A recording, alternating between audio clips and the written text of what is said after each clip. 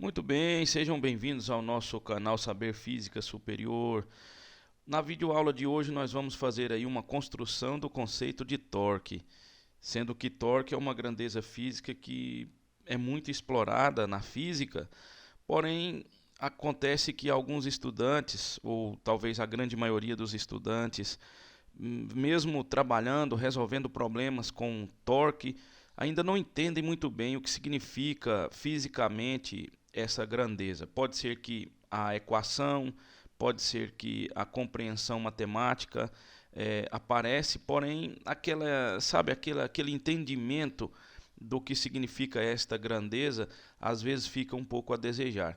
Nós vamos procurar hoje, então, construir o conceito de torque, fazendo algumas deduções, e vamos iniciar fazendo uma relação entre variáveis rotacionais e lineares. Nós temos aqui um desenho que está indicando uma massa M girando. Se eu olhar de cima para baixo, vou olhar este círculo e ela vai estar girando aqui no sentido anti-horário. Acontece que esta massa, nesse determinado momento, onde ela está aqui, com o vetor de posição R bem evidente aqui para nós, ela tem uma velocidade que é tangente à curva. Essa velocidade é uma velocidade linear, que está aqui pelo vetor vermelho. Ela tem uma aceleração tangencial, que é a responsável por mudar o valor ou o módulo desta velocidade linear. Consequentemente, tem uma aceleração centrípeta. Eu poderia ter colocado a aceleração centrípeta aqui, mas ia ficar sobrecarregado o nosso desenho. Eu coloquei ela do lado de cá. A aceleração centrípeta é perpendicular à aceleração tangente. Ambas somadas, como são vetores, vão nos dar aí o vetor aceleração, que eu posso até colocar aqui. E o vetor aceleração é a derivada da velocidade com respeito ao tempo. Bom, isso nós já sabemos da cinemática. Agora, quando nós temos um movimento de rotação, aparecem duas grandezas que estão associadas ao movimento de rotação, que são elas, esse ômega aqui, que é a velocidade angular, ou a taxa de variação angular com respeito ao tempo. Como assim? Se você observar, esse vetor de posição R está girando, apontando sempre para a massinha. Esse ângulo θ, que seria o ângulo formado pela projeção desse vetor de posição R aqui no plano XY, esse ângulo θ é o ângulo entre a projeção do vetor de posição com o eixo X. Ele vai girando, girando, girando, então esse ângulo θ vai oscilando com o tempo. E a taxa com que ele oscila varia com o tempo seria esse ômega, a nossa frequência angular ou velocidade angular. Se eu quero saber a taxa de variação desta velocidade angular, ou seja, a derivada dela com respeito ao tempo, eu tenho esse vetorzinho alfa aqui, que é o vetor aceleração angular. Ele é dw dt, ou d ômega dt. Então, a velocidade angular, w, é igual à taxa de variação do ângulo com respeito ao tempo. E a aceleração angular é a taxa de variação da velocidade angular com respeito ao tempo.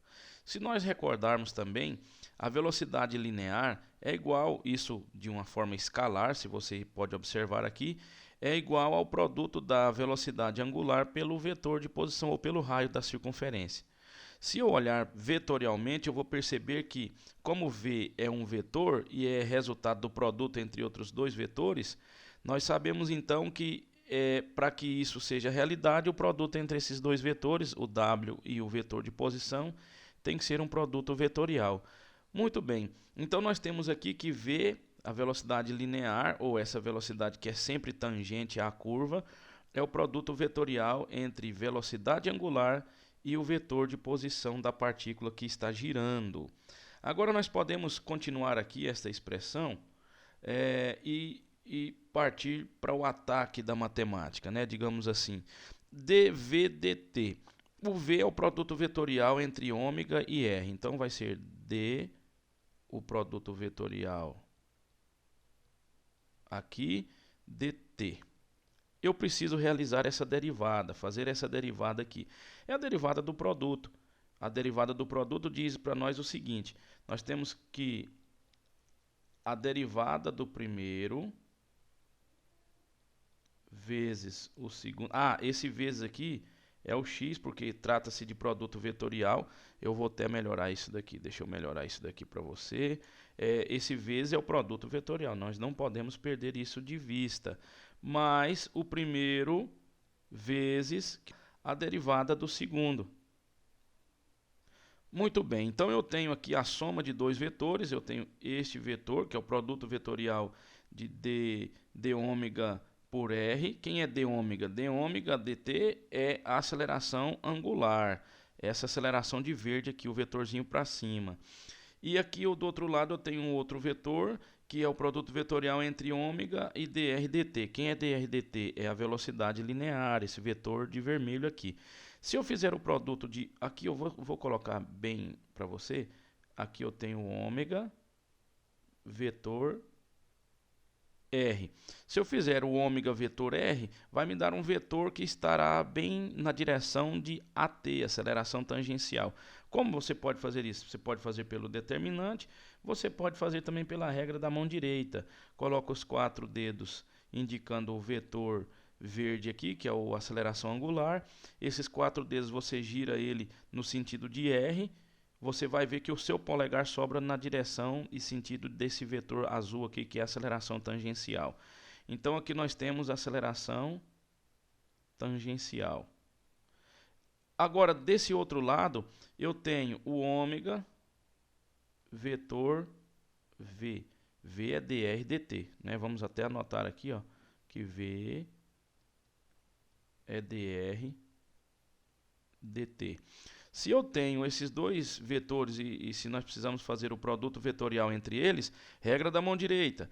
O ômega para cima, a velocidade aqui na tangente da curva. Se você fizer isso, você vai ver que o seu polegar vai estar apontando para o centro da curva. Ou seja, é a nossa aceleração centrípeta. Então vamos colocar aqui que esse produto vetorial dá aceleração centrípeta. Então, olha só que legal.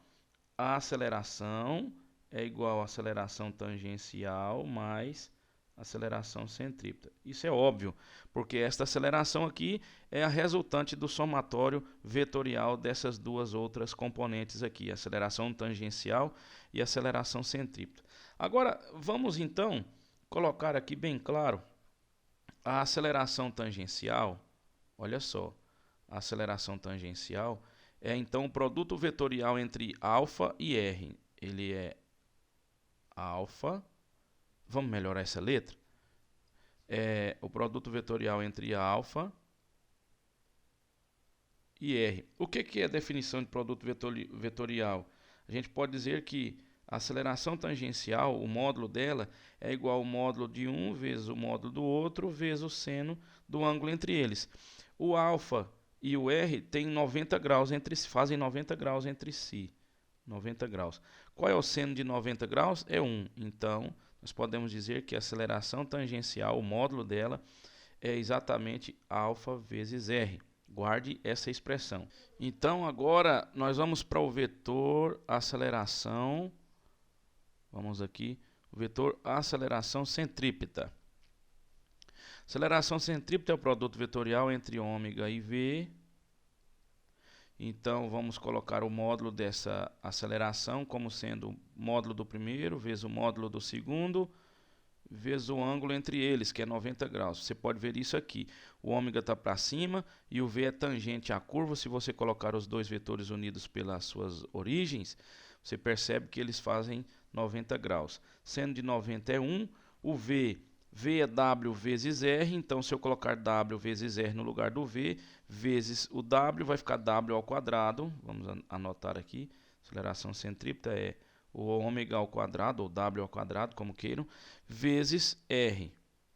Então, olha só, nós temos aqui a aceleração tangencial, dado por essa expressão, e a aceleração centrípeta, dada por essa expressão. Agora nós vamos dar um passo à frente e vamos continuar a formação da nossa construção. Vamos ver agora um objeto, um corpo rígido, rotacionando aqui no sentido anti-horário em torno do eixo O, provocado pela força Fi com suas componentes tangencial e centrípeta. Esse I não é nada em relação à direção e sentido, mas sim fazendo alusão à partículazinha que nós escolhemos aqui como sendo uma partícula de massa MI. É claro que o corpo rígido possui inúmeras partículas como esta, mas nós escolhemos esta para analisar o seu movimento de rotação. A velocidade tangencial à curva descrita pela trajetória dessa partícula é tangencial, né? A velocidade VI. O ângulo que a força FI faz com o eixo horizontal, que é uma convenção que nós temos, é o ângulo φI. E pela segunda lei de Newton nós sabemos que esta força é a massa vezes a aceleração, e é também considerado como a soma vetorial das duas componentes. A massa vezes a aceleração, como a aceleração é um vetor, ele tem duas componentes, o vetor tangencial e o vetor centrípeto, que nós temos aqui, ó, os seus módulos. A aceleração tangencial é dada por alfa vezes r, a aceleração centrípeta é dada por ômega ao quadrado vezes r. Só lembrando que esse alfa é a aceleração angular, esse r é o vetor de posição que sai do eixo do ponto O e aponta aqui para a massinha MI, e esse ômega é a velocidade angular e o r é esse mesmo vetor de posição. Muito bem, eu coloquei aqui que MI vezes AI, numa descrição mais vetorial, seria dado pela componente que nós temos tangencial, que é na direção da velocidade tangencial, e a outra componente que é na direção contrária ao vetor de posição, porque o vetor de posição sai de O até MI e a força centrípeta vai de MI apontado para o ponto O, então é o negativo do vetor de posição. Por isso esses vetores de vermelho aqui são os vetores unitários para indicar as direções dessas componentes. Pois bem, esta componente aqui, que está na direção da velocidade, ou seja, a componente tangencial da força, é a responsável por fazer o movimento de rotação. Essa outra componente, ela não é responsável por fazer o movimento de rotação, ela indica que há uma tendência de manter o objeto na trajetória circular, mas quem provoca essa rotação é essa força tangencial. É intuitivo, basta você olhar essas duas forças de azul aqui, qual das duas consegue rotacionar o objeto. É evidente que é a força tangencial. Então, como nós estamos procurando alguma coisa relacionada à rotação, o que nos importa aqui seria esta componente da força, ou seja, a força tangencial, então, é dado por MI alfa RI, correto? Na verdade, se eu olhar algebricamente aqui, geometricamente, esta força com esse ângulo aqui sendo o ângulo φ, esta força seria a força FI vezes o seno de φ. Como o φ é suplemento de φi, ou seja, os dois somando vai dar 180 graus, o seno de φ é o mesmo seno de φi, eu poderia dizer então que isso é FI vezes o seno de φi. Bom, aqui nós podemos dizer o seguinte, essa expressão aqui, MI alfa RI é igual a FI vezes seno de φi, é uma expressão que eu posso olhar para ela e lembrar de uma grandeza que nós temos na rotação, que seria a inércia da rotação. Essa inércia da rotação que eu estou falando aí é o momento de inércia. O momento de inércia é a integral de r quadrado dm. Então eu poderia lembrar deste momento de inércia para poder chegar até o torque? Sim, sabe por quê?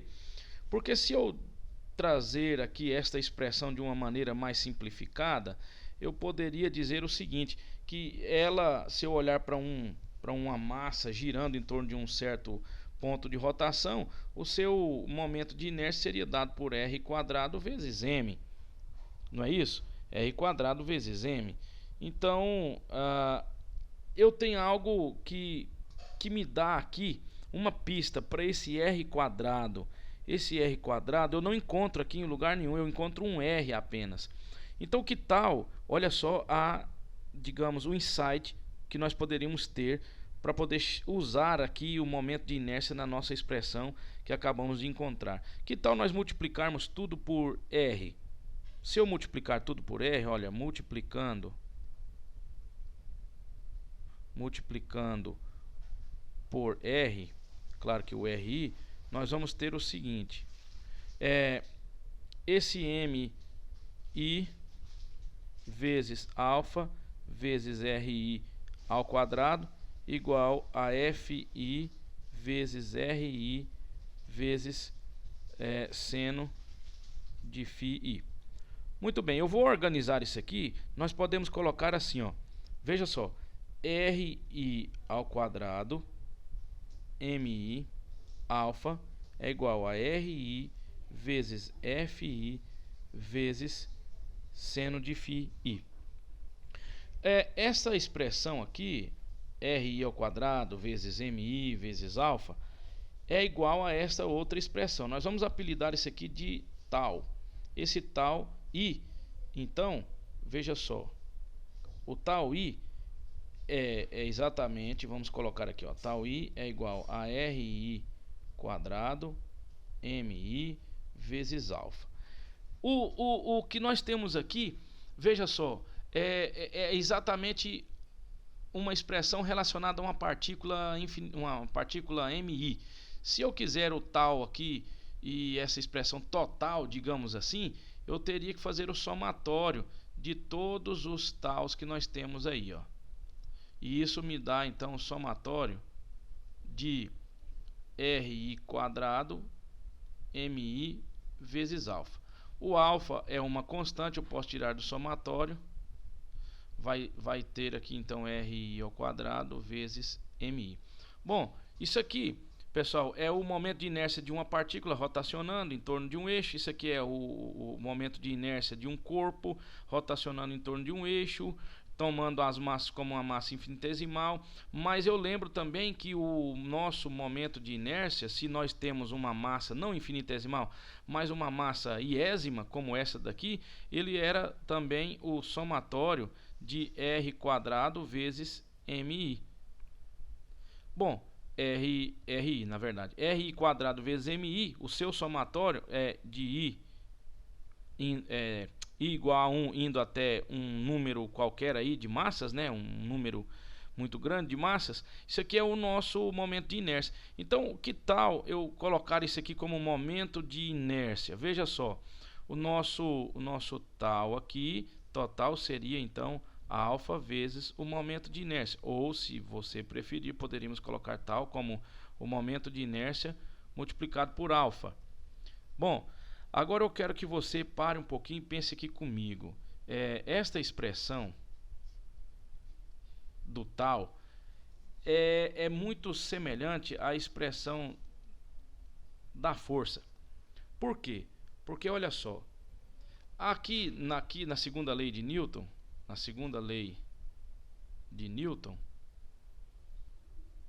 nós temos que a força imprime uma aceleração no objeto.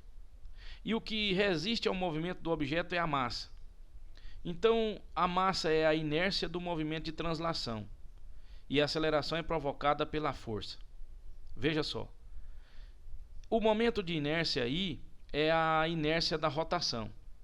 É a dificuldade que nós temos para colocar um objeto em rotação. Esse alfa é a aceleração angular. Então, que tal nós dizermos que esse tal é a nossa grandeza, que consegue colocar uma rotação no objeto, assim como o F é uma grandeza que consegue colocar translação no objeto. F para translação é a mesma coisa que tal para rotação. I é o momento de inércia, ele é para a rotação o que M representa para a translação. E a aceleração angular é para a rotação o que a aceleração representa para a translação. Esse tal precisa então ser observado, porque é ele que provoca a aceleração angular. Então ele vai ganhar um nome, e o nome desse tal é exatamente torque. O tal é o nosso torque. O torque é conhecido como momento de uma força também. Bom, esse torque, se você olhar aqui, deixa eu ganhar um pouquinho mais de espaço. Se você olhar esse torque, olhando para ele aqui, olha só, o torque vai ser dado por R vezes F vezes seno de φ. O que seria o módulo de um vetor multiplicado pelo módulo do outro vetor multiplicado pelo seno do ângulo entre eles? seria um vetor. Então, este torque é um vetor e ele é dado pelo produto vetorial. Isso aqui nada mais é, nada menos, não é nada mais, nada menos do que o produto vetorial entre R e F. Então, R vetor F está aqui para nós como sendo o nosso torque.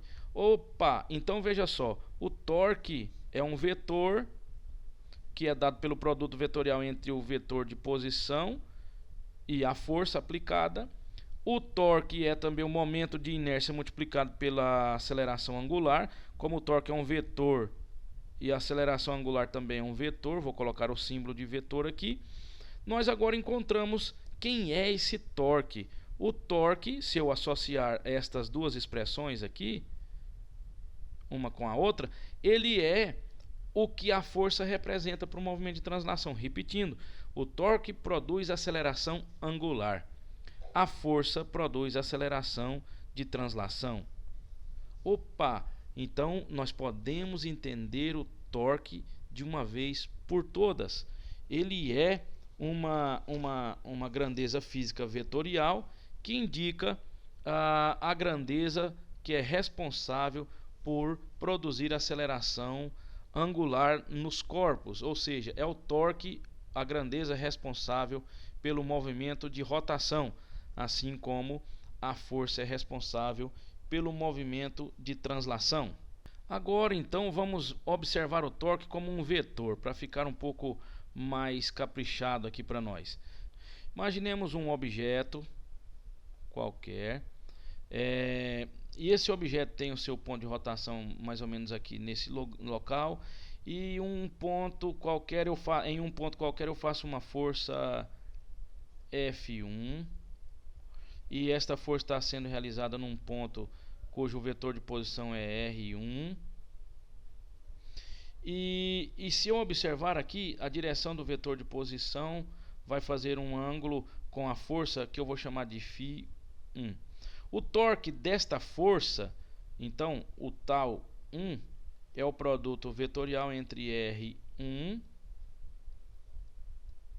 e F1.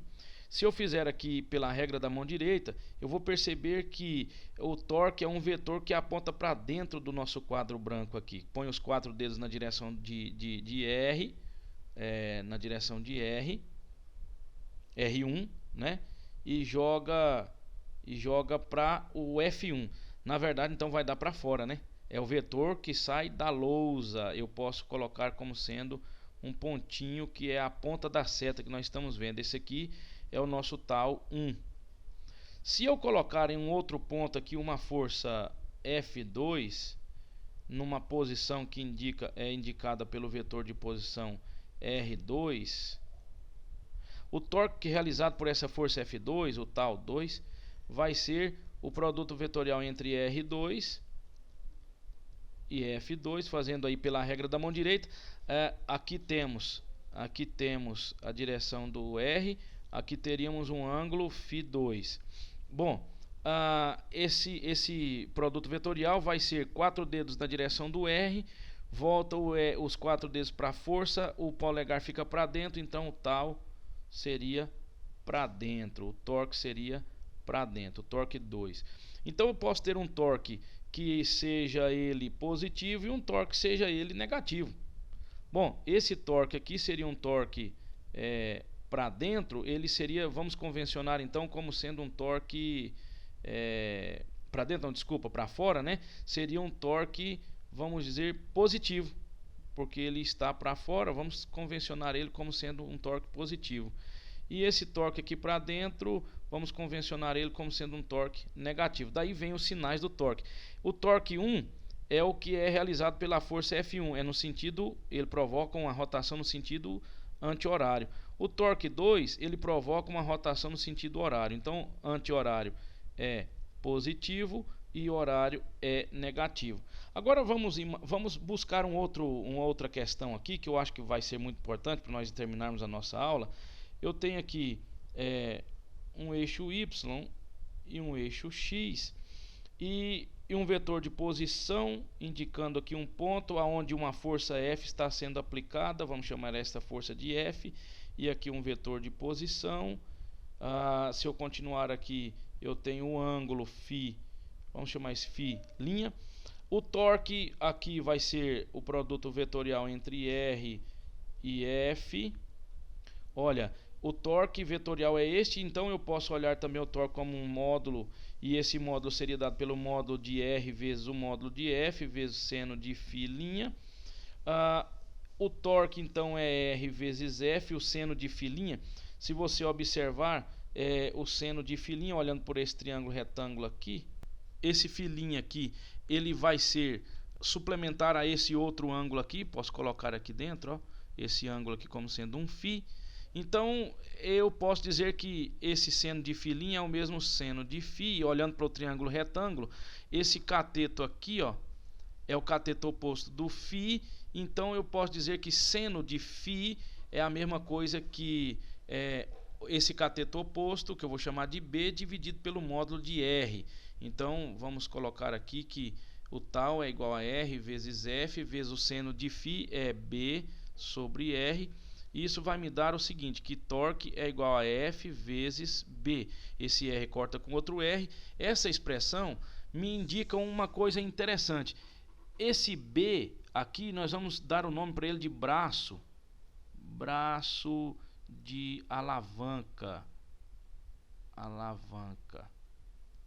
Bom, todas as vezes que eu tenho uma força aplicada e ela pode então produzir aí um torque, e esse torque produzir uma rotação, para eu calcular o torque eu posso ir para um caminho mais rápido, que é multiplicar essa força pelo seu braço de alavanca. Se você observar, o ponto de rotação estaria sendo bem aqui, ó. Veja só, o ponto de rotação está aqui nesse ponto de azul, correto? Aqui está o ponto de rotação, a força está girando um objeto aqui no sentido horário, e a força está na direção vertical, e o braço de alavanca ele sai do ponto O e vai para a direção vertical fazendo 90 graus. Olha só essa linha de azul que eu estou tracejando aqui para vocês, estou traçando na verdade aqui para vocês. O braço de alavanca é uma reta que sai do ponto de rotação e vai até a linha de ação ou a direção da aplicação da força, de modo que ambas fazem 90 graus. Essa aqui é uma regra que pode nos facilitar para calcular o torque. Muito bem, espero que você tenha entendido. Um forte abraço e até o nosso próximo encontro.